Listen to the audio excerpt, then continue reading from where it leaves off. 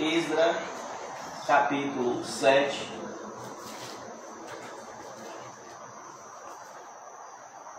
Versículo de 1 a 10.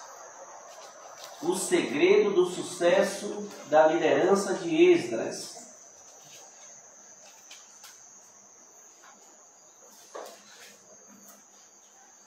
Qual era o segredo do sucesso da liderança de Esdras?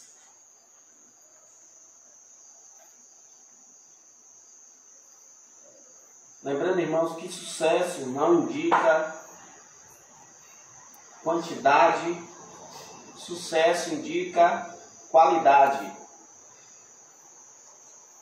Passadas estas coisas, no reinado de Artaxerxes, rei da Pérsia, Esdras, filho de Seraias, filho de Azarias, filho de Ilquias, filho de Salum, filho de Zadok, filho de Aitube, filho de Amarias, filho de Azarias, filho de Maraote, filho de Zeraias, filho de Uzi, filho de Buqui, filho de Abissua e filho de Finéias, filho de Eleazar, filho de Arão, o sumo sacerdote.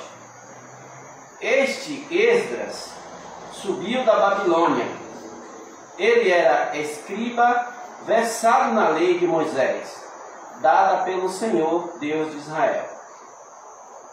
E segundo a boa mão do Senhor, seu Deus, que estava sobre ele, o rei lhe concedeu tudo quanto lhe pedira. Também subiram a Jerusalém alguns dos filhos de Israel, dos sacerdotes, dos levitas, dos cantores, dos porteiros e dos servidores do templo, no 7º ano do rei Artaxerxes. Esdras chegou a Jerusalém no 5º mês, no 7º ano deste rei, pois no 1º dia do 1º mês partiu da Babilônia, e no 1º dia do 5º mês chegou a Jerusalém, segundo a boa mão do seu Deus sobre ele. Porque Esdras tinha disposto o coração para buscar a lei do Senhor, e para a cumprir, e para ensinar em Israel os seus estatutos e os seus juízos. Amém. Amém. Vamos orar por esta mensagem, irmão Miguel.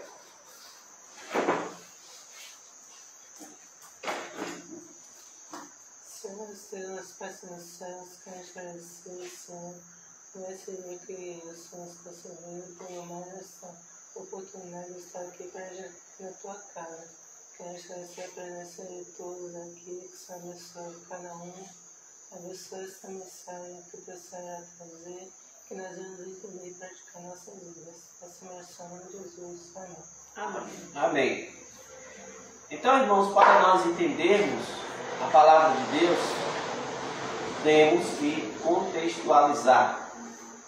Primeiro, nós vamos contextualizar, entender o que é que está se passando e por que nós vamos dizer estas palavras com este tema. Qual é o segredo do sucesso da liderança deste homem de Deus, que nos deixou marcado algumas coisas que com certeza possam influenciar na nossa vida hoje, na nossa vida como servo de Deus. Irmãos, nós temos que saber que Israel desviou do caminho do Senhor. Israel desviou do caminho do Senhor, e sempre quando o povo de Deus, no Antigo Testamento, se desviava do caminho dele, ele usava meios para castigar o povo e usava os ímpios para castigar o povo.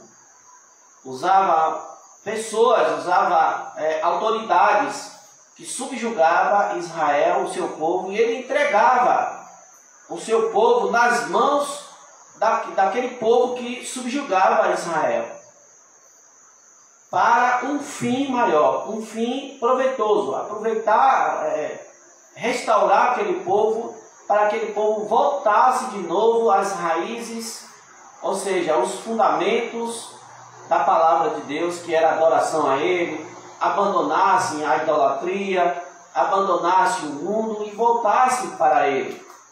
E era assim que Deus usava os meios.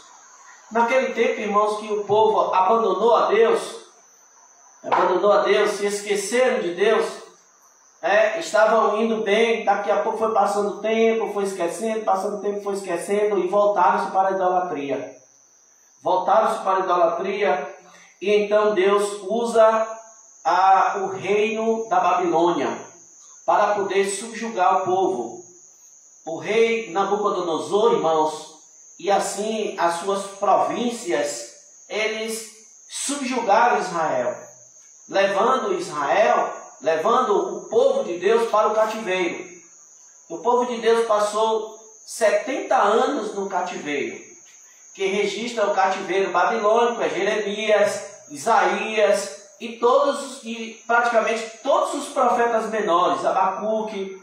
São esses você lendo até Êxodo, você vai encontrar alguns dos profetas, alguns dos escritores da Bíblia estão aqui, que viveram naquela época. Ezequiel, que é conterrâneo de Daniel, né? Daniel viveu naquela época, e outros servos de Deus que viveram na época do desterro babilônico. Nós sabemos, irmãos, pelas escrituras, que a cidade de Jerusalém foi a ruína por Nabucodonosor. Nabucodonosor entrou na cidade, derrubou os muros da cidade, destruiu o templo, aquele templo suntuoso que foi construído, foi derrubado. Aquele templo de Salomão, irmãos, foi destruído. O templo foi a ruína, e os bens do templo, os tesouros que era da casa do Senhor, foram levados. E o povo também foi levado. Ficou alguns que eram mais os pobrezinhos, ficaram ali ainda na cidade de Samaria. Mas Jerusalém foi destruída e o povo estava passando nessa situação. E Jeremias registra: de que se queixa o homem? A resposta: queixe-se dos seus próprios pecados. Jeremias escreveu no contexto daquela época. De que se queixa o homem? Queixe-se dos seus próprios pecados. Ou o que ele está dizendo? O que Israel está passando, o que o povo de Deus está passando agora, a causa é os seus pecados. Abandonaram o seu Deus, por isso Deus agora está castigando o seu povo e está trazendo o seu povo. Isso também acontece conosco hoje, com a igreja, com o servo de Deus. O servo de Deus, quando ele realmente é Deus só usa isso com o seu povo, com aquele que é seu, viu? Deus não usa isso com ímpio, Deus não usa isso com aquele que não é seu. O pai ama o seu filho, corrige. Aquele que está sem correção é porque não é filho. Se nós somos corrigidos por Deus, é porque somos filhos de Deus. Toda vez que na nossa tendência a esquecer-se de Deus, Ele vai nos castigar. Isso é fato. E aquele cristão que é teimoso, ele pode até tirar a própria vida daquele cristão. Não estou dizendo que os cristãos morrem, porque a maioria dos cristãos quando morrem é por causa da desobediência. Não. Deus também pode usar isso com um crente teimoso. E para não escandalizar, ele prefere, irmãos, ele sabe o que faz. Deus sabe o que faz. Mas se você é dele, agora você está sob os cuidados do seu Pai. E Deus disciplina todo aquele que Ele ama. Então, se Deus estava disciplinando ali Israel, é porque Deus amava o seu povo e ama o seu povo e queria que o seu povo voltasse à adoração. Que foi para isso que aquele povo foi separado. Para proclamar as virtudes, assim como a igreja foi chamada para proclamar as virtudes do Senhor. Mas, depois dos anos passados, depois que Israel passa ali por muitos sofrimentos, até, irmãos, sofrimentos que a gente foi muita fome, sofreram lá, e tiveram saudade de Jerusalém. Tiveram saudade daquele tempo que eles adoravam a Deus. E agora os babilônicos zombavam deles e diziam a ele: cadê? Aonde está o Deus de vocês? E eles respondiam como: no céu está o nosso Deus, e tudo lhe faz como lhe apraz. Agora eles estão reconhecendo que Deus faz tudo como lhe apraz. Ou seja, Israel está reconhecendo que a causa do sofrimento deles é a desobediência a Deus. O tempo passou, assim como foi profetizado que eles iriam ficar 70 anos lá no cativeiro, agora os 70 anos acabam. E a boa mão de Deus que permitiu com que um povo sírico levasse o povo de Israel para o desterro babilônico, para uma terra uma terra estranha, uma terra que não era deles. Agora Deus, o próprio Deus que permitiu que eles fossem, o próprio Deus os traz de lá. Assim como Deus usa o ímpio para subjugar o seu povo, Deus também usa o próprio ímpio para abençoar o seu povo. Lembra como Israel também viveu 400 anos no Egito? Israel viveu 400 anos no Egito. Mas como foi que Israel saiu de lá? Assim como o povo viveu lá 400 anos no Egito e foram escravizados lá, vocês lembram como foi que eles saíram? Deus usou o próprio povo do Egito e o povo de Israel saíram de lá ricos. De uma forma, irmãos, que o povo saía: eu preciso de ouro. O povo do Egito pegava: leva ouro, leva vestes, leva animais, leva tudo que vocês precisam, leva, tanto que vocês saiam daqui, por causa das pragas. Então saquearam o Egito. Israel saiu de lá, mas todos os anos que eles passaram lá como escravo, Deus recompensou. Eles pagaram, os egípcios pagaram, porque o povo saiu de lá ricos. Eu estou dizendo assim, irmãos, que saíram de lá com muitas coisas, né? Rico, eu estou dizendo que em condição que eles estavam vivendo, eles saíram de lá com tudo. Saíram com animais para sacrifício, alimentação, saíram com ouro, a tal ponto de, na sua desobediência, fizeram um bezerro de ouro. Como é que pode escravos confeccionar um bezerro de ouro puro? Deus deu os egípcios deram a ele a paga daquilo que eles trabalharam lá, despojaram o Egito. Assim agora, irmãos, Deus está usando a própria liderança, o próprio rei Artaxerxes, o rei Xerxes, naquela época, para trazer o povo de volta para Jerusalém. Agora Jerusalém que fora destruída, agora Jerusalém está sendo reedificada.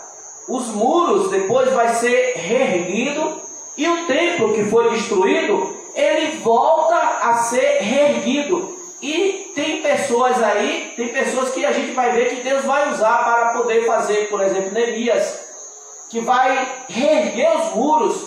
E agora, irmãos, o povo de Deus alcança a favor do próprio reino que estava subjugando eles. Deus é maravilhoso, irmãos. Olha, no versículo 1: passada estas coisas, no reinado de Artaxerxes, rei da Pérsia, Esdras, filho de Seraias, aqui vai ser a genealogia, sempre eles vão fazer isso, né? Aqui vai dizer que para nós identificarmos, Israel sempre tem isso. Quando ele vai falar de alguém, ele vai dizer a sua descendência, de quem você, da onde você veio. Por exemplo, eu vou falar da irmã Cláudia, eu vou ter que dizer: irmã Cláudia, filha de irmã Rosa, filha do irmão Júlio, irmão Júlio, os pais do irmão Júlio, e aí vai pegar lá do começo, né? A sua genealogia, para trazer o seu histórico. Aqui está trazendo o histórico de Esdras. Então, irmãos, de maneira que Deus agora está favorecendo o seu povo para sair das terras babilônicas e voltarem a reedificar os muros e o templo de Jerusalém. Nós sabemos, irmãos, que agora o rei Artaxerxes, Ciro, os outros reis, agora estão cientes de que o Deus de Israel, o lugar que Deus escolheu, o Deus de Israel era Jerusalém. Deus inculcou na própria mente deles que o lugar de adoração do Deus de Israel era Jerusalém. Como? Por exemplo, Daniel e qualquer israelita, quando orava, 3 vezes no dia eles oravam. Para onde eles oravam? Olhavam? Pode estivesse aonde for, para onde eles olhavam? Para Jerusalém.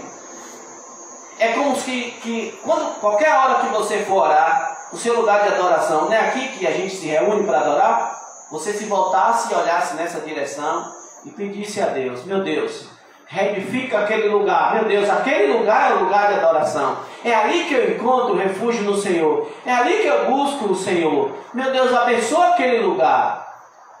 E Daniel sabia, e todos eles sabiam como era o estado de Jerusalém, as ruínas em que estava o lugar de adoração.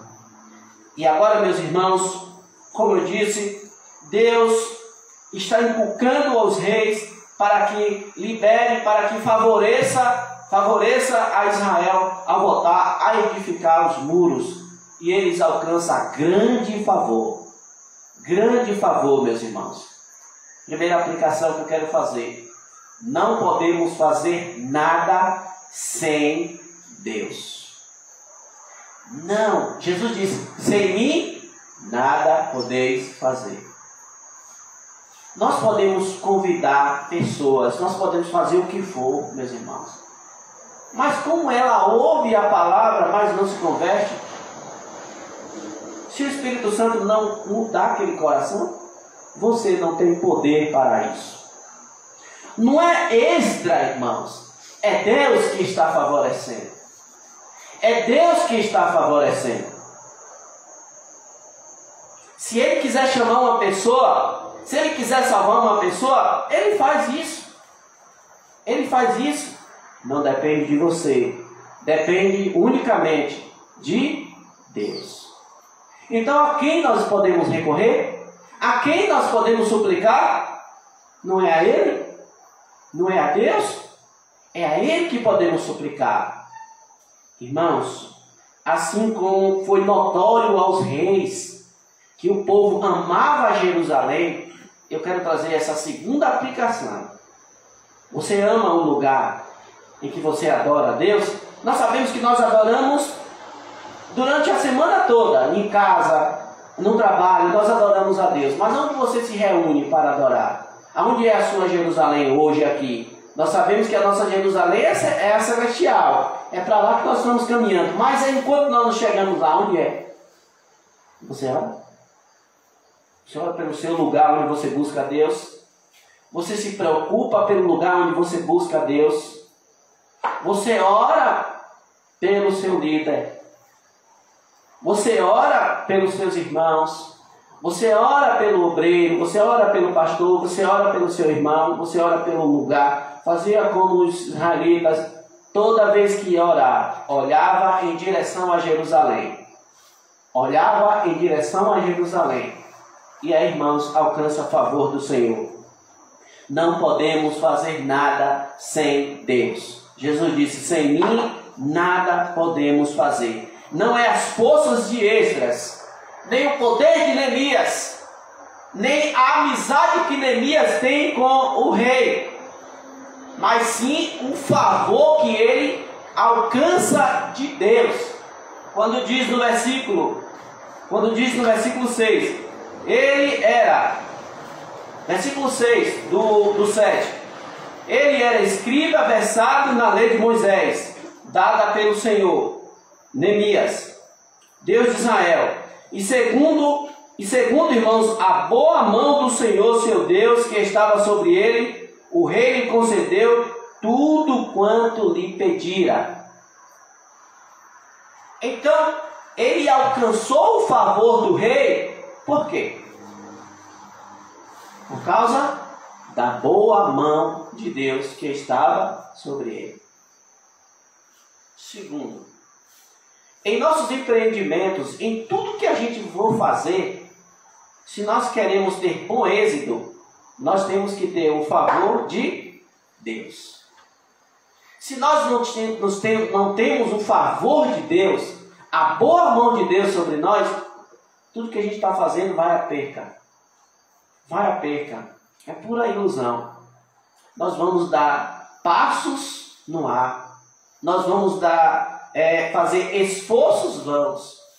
Mas quando a boa mão de Deus é conosco, tudo sucederá bem. Nós vamos ter bom êxito. Primeiro, qual era, irmãos, então, qual era o sucesso da liderança de Esdras? Primeiro, Esdras tinha o favor de Deus na vida dele. Anote aí. Esdras tinha o favor de Deus na vida dele. Nós queremos educar bem os nossos filhos no caminho do Senhor. Temos que ter a boa mão de Deus. Nós não podemos fazer nada sobre nossas forças. Temos que ter a boa mão de Deus. Queremos construir. Temos que ter a boa mão de Deus. Temos que ter o favor de Deus. Irmãos, quando nós temos o favor de Deus, nós não nadamos contra a maré. Nós nadamos a favor da maré. Quando a boa mão de Deus não está conosco, nós estamos nadando contra a maré. Você já viu o que é nadar contra a maré? Cansa. E o que é que acontece depois? A maré vence ele sucumbe e desce o espinhadeiro. A boa mão de Deus é imprescindível nas nossas vidas. A boa mão de Deus está sobre Esdras e está sobre todo cristão que quer alcançar sucesso em tudo que ele vem fazer, em tudo que ele vem empreender. Deus, a sua boa mão está comigo. Quando nós, irmãos, percebemos que Deus está conosco, a boa mão de Deus está conosco, o que é que acontece?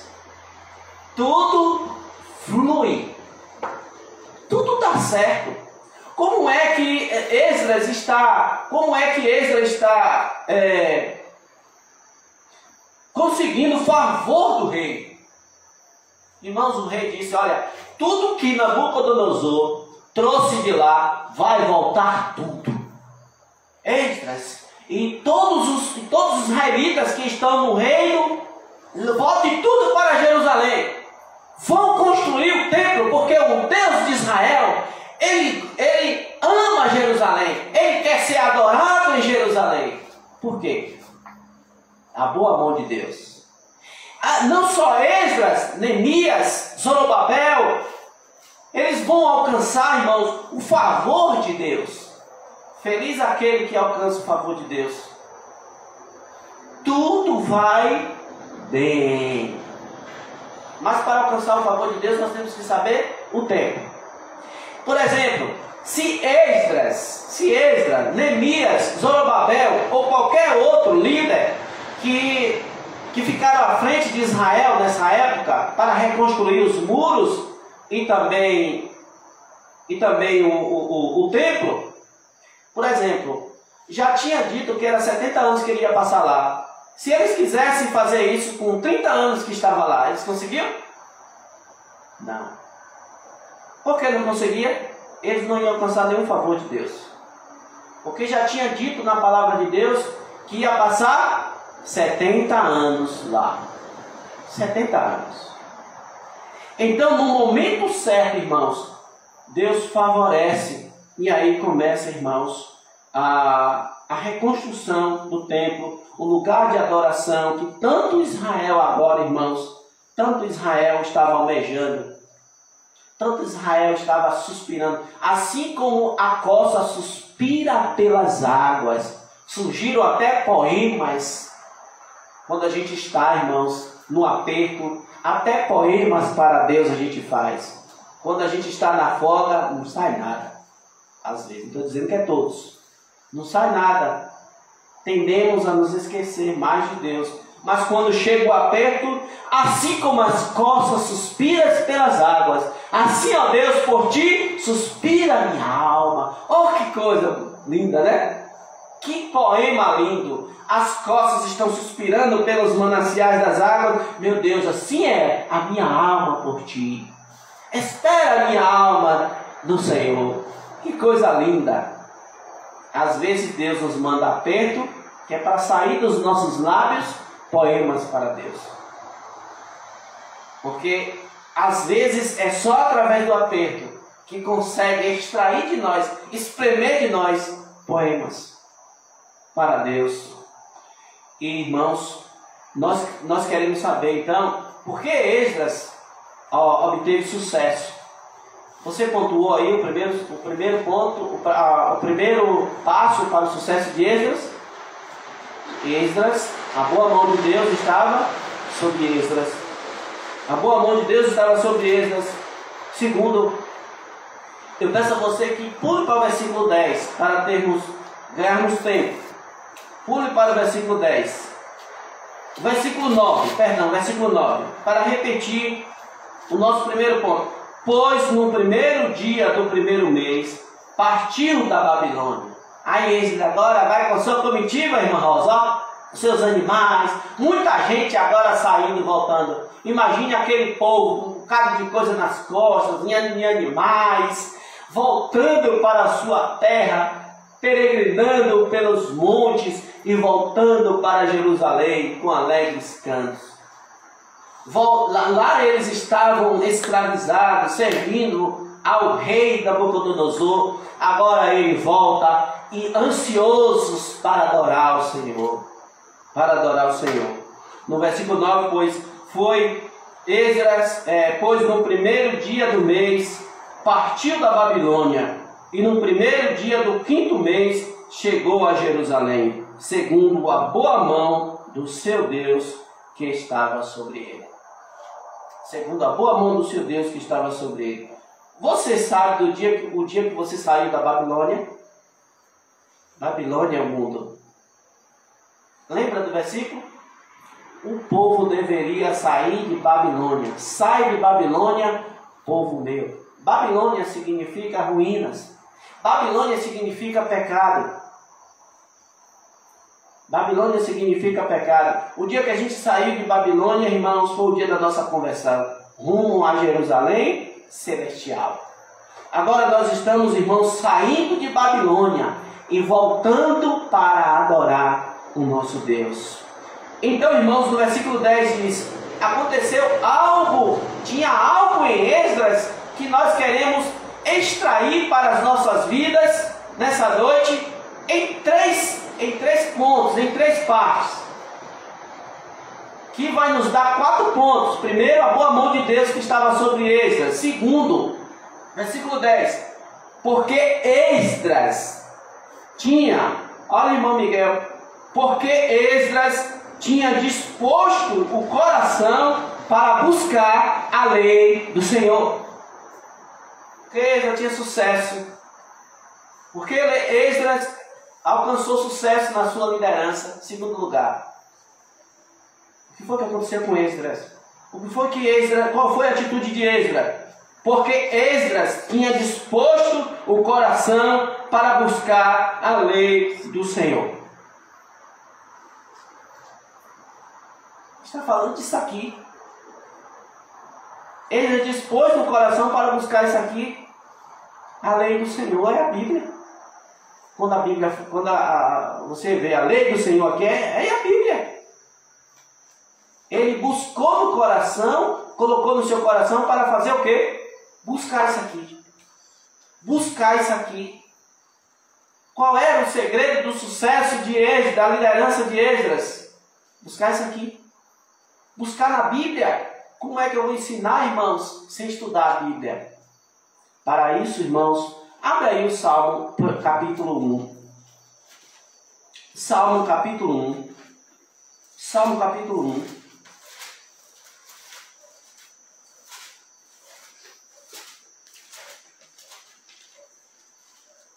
Bem-aventurado, feliz. Feliz o homem que não anda no conselho dos ímpios, não se detém no caminho dos pecadores, nem se assenta à roda dos escarnecedores. Versículo 2. Todos juntos. Irmão Eduardo, olha o versículo 2. Lê aí, irmão Eduardo. Eu estou procurando. Salmo capítulo 1. Então vamos lá. Antes, o seu prazer, o prazer do cristão está onde? Na lei do Senhor. O que é a lei do Senhor? A palavra de Deus. A palavra de Deus. Ei, você tem prazer? Você tem prazer aqui em ler a Bíblia? Em buscar na palavra de Deus? Crentes que não lêem a Bíblia são crentes fracos. É crente fraco. Como diz aquele corinho, né? Se quiser crescer, né? Quem não ora e a Bíblia não lê, o que faz? Diminuirá, diminuirá, diminuirá. Quem não ora, a Bíblia não lê, diminuirá. Leia a Bíblia e faça a oração se quiser crescer. Quer crescer? Leia a Bíblia e faça a oração. Faça a oração, faça a oração. Se quiser crescer, se quiser crescer. Esdras colocou no seu coração a disponibilidade para conhecer o Deus das Escrituras. O Salmo 119, irmãos, vai nos rechear de que a lei vale a pena você se debruçar para estudar. Eu fico observando, irmãos, a irmã Rosa que não sabe ler, mas sabe mais versículos de memorizar do que eu. Sabe, irmã Rosa? Sabe salmos. Mas é porque sabe ler, então não se preocupa de, Não, irmã Rosa, assim. de aprender assim, né? Mas olha só como a lei do Senhor é maravilhosa, irmãos. 119 você abriu? 119, versículo 9 diz: de que maneira poderá o jovem guardar puro o seu caminho? Observando segundo a sua palavra. Observando segundo a sua palavra. Por isso que eu trouxe hoje duas Bíblias. Uma aqui para estar lendo e outra para mostrar para vocês aqui. Observando segundo a sua palavra. Versículo 11. Guardo no coração as tuas palavras para não pecar contra ti. Ei, nós só conseguimos não pecar contra Deus se a palavra de Deus estiver em nosso coração. Mas eu chamo você para caminhar mais um pouco. E nós vamos ler o versículo 81. Caminharmos mais um pouco no Salmo 119. Versículo 81. Desfalece minha alma, aguardando a tua salvação. Porém, espera onde? Bíblia, meu livro, companheiro, meu livro. Ela me ensina cada dia a palavra de Deus. Versículo 88. Vivifica-me segundo a tua misericórdia e guardarei os testemunhos oriundos da tua boca. Versículo 89. Para sempre, ó Senhor, está firmada a tua palavra no céu. Versículo 92. Não fosse a tua lei ter sido o meu prazer, há muito já teria eu perecido na minha angústia. Está vendo? Se eu não tivesse prazer nisso aqui, ó, o salmista diz: há muito eu já teria perecido na minha angústia, nos momentos difíceis. E diz mais, no versículo 96: tenho visto que toda perfeição tem seu limite, mas o teu mandamento, que é a palavra de Deus, não é ilimitado. 140. Puríssima é a tua palavra, por isso o teu servo a estima. Você estima a palavra de Deus. 147. Antecipo-me ao alvorecer do dia e clamo na tua palavra, espero confiante. Salmo 119, 133. Firma os meus passos na tua palavra e não me domine a iniquidade alguma. Não me domine iniquidade alguma. Meus irmãos, eu quero parar aqui nesse versículo 105 do Salmo 119. Você já ouviu falar de candeeiro? Zé Gás. É como se ele dissesse assim, ó: o Zé Gás para os meus pés, o candeeiro para os meus pés, que consegue iluminar no escuro, é o quê? Salmo 105. Salmo 119, 5. Lâmpada para os meus pés é a tua palavra e luz para o meu caminho. É a palavra de Deus. Irmãos, só vamos ser crentes fortes. Só vamos ser crentes fortes se não desprezarmos a palavra de Deus. Aplicação. Quantas vezes você lê a palavra de Deus durante a semana? Não me diga que você passa 2 dias sem ler. Não pode. 2 dias sem ler. Um dia você está muito cansado, não consegue. Às vezes nem acontece isso. Muito cansado, às vezes eu prefiro não ler, porque por causa do muito cansaço não vai adiantar. Mas se eu estiver já descansado um pouquinho, não posso me afastar dela, porque no dia que eu me afasto, me sinto fraco. Me sinto fraco.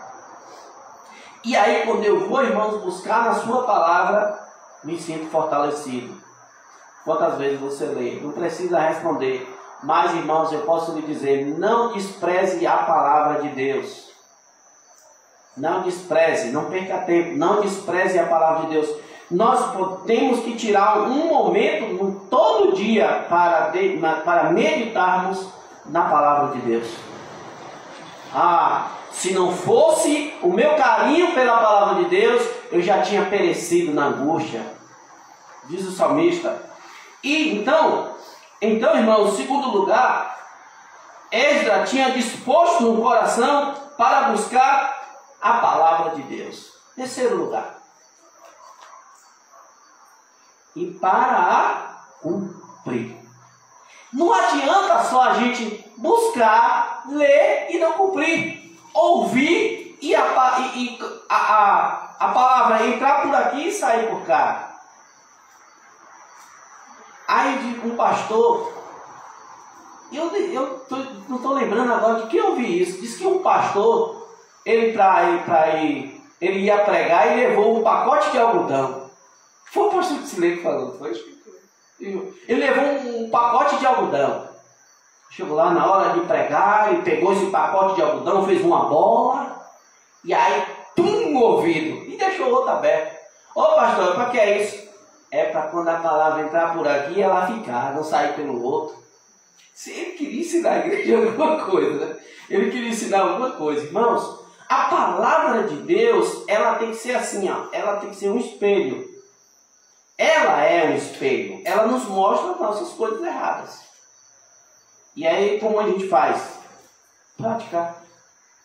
Aquele que ouve a palavra de Deus e não pratica, é como aquele que olhou a sua aparência no espelho, saiu. Como eu sou mesmo? Eu nem lembro mais. Porque tem que ter um espelho ali para lembrar. Saiu, o que foi mesmo? Será que tem alguma sujeira aqui? Não sei. Porque só vou saber se tiver um espelho. Ou então se os irmãos me disserem. Os irmãos que estão olhando, né, a minha face. Meus irmãos, mas Esdras colocou no coração não só para buscar o Senhor, mas também para cumprir a palavra. Então é assim, nós lemos a palavra de Deus e dizemos, meu Deus, o que é que eu tenho aqui para mudar? A palavra de Deus tem que ser assim. Eu descobri aqui, não estou vivendo assim. Eu vou ter que viver assim. É isso que Esdras fazia. O que é que eu vou... Não estou vivendo assim, agora eu vou viver assim. A palavra de Deus tem que ser assim, irmãos. Para ela funcionar na nossa vida, ela tem que ser assim. Estou lendo a palavra, li um versículo, uma meditação. Não estou vivendo desse jeito. Vou procurar viver. Ela só funciona assim. Se não, irmãos, é apenas um livro que a gente está se acabando de ler. Vou ler o ano todo. Vou ler o ano todo. Vou ler o ano todo. Ler... Já esqueceu? Esquecemos? Então Esdras colocou no seu coração para buscar na lei do Senhor e para cumprir, irmãos. E em quarto e último lugar, nós já vamos encerrar trazendo esse quarto ponto. Mas não era só para buscar na palavra, cumprir a palavra, mas era para depois fazer o quê? Ensinar. Olha aí o versículo. Ele diz assim, para cumprir a sua palavra e para ensinar em Israel os seus estatutos e os seus juízos. Então, para ensinar a palavra de Deus, você tem que estudar. Para ensinar a palavra de Deus, não tem que ser qualquer um pegar, por exemplo, o irmão não se aplica na palavra, aí o irmão Irene pega, ô irmão, vem aqui pregar. Aí ele vai dizer assim, irmão, abre aí. Abre aí. tal lugar. Olha o que está dizendo aqui. Olha, irmãos, olha, aleluia, aleluia. Isso o quê? Olha, cadê o contexto? Olha o contexto ali. O que está acontecendo ali? Não, irmãos, a palavra de Deus é uma espada. Desembainhou, manda. Vocês já ouviram esse jargão, não? Desembainhou, irmão, manda. Abre aí e se vire. Não, não é assim não. Esdras colocou no seu coração para buscar a palavra, cumprir a palavra, para depois ensinar a palavra. Para depois ensinar a palavra. O Salmo diz, irmãos, que eu te louvarei depois de conhecer profundamente a tua palavra. Então é necessário que, se nós quisermos ensinar a palavra de Deus, se nós quisermos pregar o Evangelho, quisermos passar algo sobre a palavra de Deus, é necessário ter esses pontos. Buscar todos os dias. A palavra de Deus tem que ser o nosso prazer. No caso, a irmã Rosa não lê, mas ela ouve os versículos. Eu lembro do irmão Júlio. Irmão, lê aqui esse texto. Faz essa leitura aqui. Faz uma leitura aí. Chega na casa da irmã Rosa. Irmão, não sai de lá sem ler um texto. Tem que ler um texto. Irmãos, então temos que ter interesse para buscar na palavra de Deus. Para buscar a palavra de Deus. Orar também por onde você adora a Deus. Orar pela sua igreja. Orar pelos seus irmãos. Para encerrar, nós queremos relembrar os irmãos os 4 pontos. Primeiro, como Esdras alcançou sucesso na sua liderança? Eu estou dizendo que Esdras conseguiu sucesso. Como ele conseguiu este favor? Naquele contexto. Mas cada um de nós, irmã Cláudia, irmã Laura, tem um contexto. Como é que a irmã consegue sucesso vivendo ali em um lugar que só tem católico? Como é que essa irmã consegue subsistir? A boa mão de Deus. Segundo, a busca constante na palavra. Terceiro, cumprindo a palavra. E quarto, ensinando a palavra quando tem oportunidade para ensinar. Cada um de nós tem um contexto, vivendo em um contexto. Esdras tinha o seu contexto, eu tenho o meu, vocês têm o seu. Cada um de vocês tem seus contextos. Como vocês estão vivendo durante a semana, um contexto. Estamos lendo a Bíblia todo dia, estamos meditando na palavra de Deus. Aí depois o crente chega e diz: eu me sinto fraco. Eu estou fraco. Vai reclamar que está fraco. Eu estou fraco. Pergunte se está lendo a Bíblia. Você está lendo a Bíblia? Você está lendo a Bíblia? Não, eu nem gosto de ler. Vai ser forte. Não vai ser forte, não. Vai ser fraco mesmo. Pode ir em 10.000 igrejas. Ouvir 10.000 mensagens, 10.000 sermões, continuará sendo fraco. No seu individual, se você não tiver individual com Deus, de buscar na palavra, se aplicar nela, cumprir ela e ter interesse em ensinar ela, nós seremos crentes fracos mesmo. Seremos crentes fracos. Então o segredo é esse. Desvendando o segredo de Esdras. Então nós desvendamos o segredo de... Qual é o segredo? A boa mão de Deus. Qual é o outro segredo? Palavra. E qual era o outro? Cumprir o que está aqui escrito. E qual era o outro? Agora eu posso ensinar. Esdras fez o certo. Aprende primeiro para depois ensinar. Ele aprendeu primeiro para depois ele dizer: agora eu posso ensinar. Para não ensinar abobrinha, oba-oba, falar besteira diante de um livro que é sagrado, um livro que durou e 600 anos para fechar o cano. Um milênio, mais de 1,5 milênio. O que é isso? E Deus preservando esse livro até o dia de hoje. Ninguém consegue destruir, irmã Rosa. Ninguém consegue destruir a Bíblia. Preservada há milênios. Nenhum livro, é o livro mais antigo e o livro mais lido que existe. O livro mais antigo que existe. Não tem outro livro. É esse. É a palavra de Deus. Que o Senhor nos abençoe. Amém? Amém.